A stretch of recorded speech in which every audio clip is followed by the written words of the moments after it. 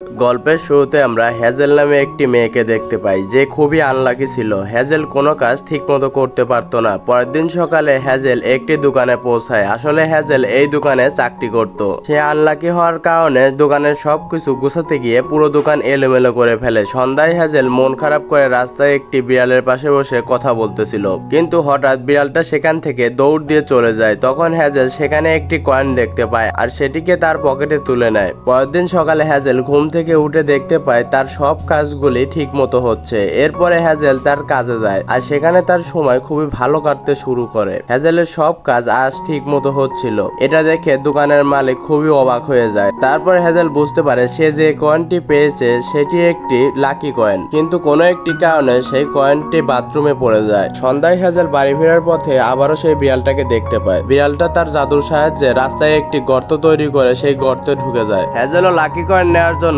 বিড়ালটার পিছু পিছু সেই গর্তে ঢুকে যায়। এরপরে হ্যাজেল সেই গর্তের সাহায্যে অন্য একটি দুনিয়াতে পৌঁছে যায়। বিড়ালটি হ্যাজেলকে দেখে খুবই ভয় পেয়ে বলতে থাকে, তুমি এখানে কিভাবে আসলা? এইখানে মানুষদের আসা সম্পূর্ণ নিষেধ। তাছাড়াও এটা একটি গুড লাক শহর। কেউ যদি তোমাকে দেখে ফেলে তাহলে খুব বিপদ হতে পারে। তখন হঠাৎ কেউ সেখানে চলে আসে। তারা তাড়াতাড়ি করে একটি জায়গাতে লুকিয়ে পড়ে। কিছুক্ষণ পরে হ্যাজেল বিড়ালটাকে জিজ্ঞাসা করে, গুড লাক শহর এটা আবার কেমন শহর? তখন বিড়ালটি হ্যাজেলকে র্যান্ডমাইজার মেশিন দেখিয়ে বলে, এই মেশিনের দুই পাশে দুইটি ক্রিস্টাল লাগানো থাকে, একটি গুড লাক একটি ব্যাড লাক। এই মেশিনের সাহায্যে পৃথিবীতে গুড লাক আর ব্যাড লাক সাপ্লাই লাইন দিয়ে পাঠানো হয়। এরপর hazel bad luck supply line বন্ধ করার চিন্তা করে ব্যাড লাক শহরে যাওয়ার জন্য একটি লিফটে উঠে পড়ে। কিন্তু সেই সাপ্লাই লাইনের কাছে জেপ নামে একজন প্রাণী ছিল।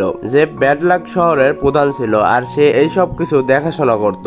জেপ যখন কিছু কাজের জন্য বাইরে যায় তখন হ্যাজেল বিড়ালটাকে নিয়ে সেই মেশিনের কাছে পৌঁছায় আর ব্যাড লাক সাপ্লাই লাইন বন্ধ করে দেয়। এতে পৃথিবীতে শুধুমাত্র গুড লাকই যাচ্ছিল। হ্যাজেল বিড়ালটাকে বলে, এখন আমাদের আর কোনো সমস্যা থাকবে না, শুধু গুড লাক যাওয়ার কারণে এখন থেকে চারদিকে ভালো কিছু হবে। হ্যাজেল যাওয়ার সময় দেখতে পায় মেশিন থেকে ব্যাড লাক লিক হয়ে যাচ্ছে। এটা জেপও দেখতে পায় আর সে দৌড় দিয়ে মেশিনটা চালু করে দেয়। তখনই বড় একটি ব্লাস্ট হয়, যার ফলে ব্যাড লাক পুরা গুড লাক শহরে ছড়িয়ে পড়তে থাকে। গুড লাক শহরের প্রধান এইসব কিছু দেখতে পায়। সে এটাও দেখতে পায় যে ব্লাস্ট হওয়ার কারণে র্যান্ডমাইজার মেশিনে থাকা ব্যাড লাক আর গুড লাক দুইটি পাথর নষ্ট হয়ে গিয়েছে, যার কারণে পৃথিবীতে ব্যাড লাক বা গুড লাক কোনো কিছুই যাচ্ছিল না। গুড লাক শহরের প্রধান হ্যাজেলের সত্যতা জানতে পারে আর সে বলে, তোমার জন্যই দেখো কি হয়ে গেল, এখন পৃথিবীতে গুড লাক বা ব্যাড লাক কোনো কিছুই থাকবে না।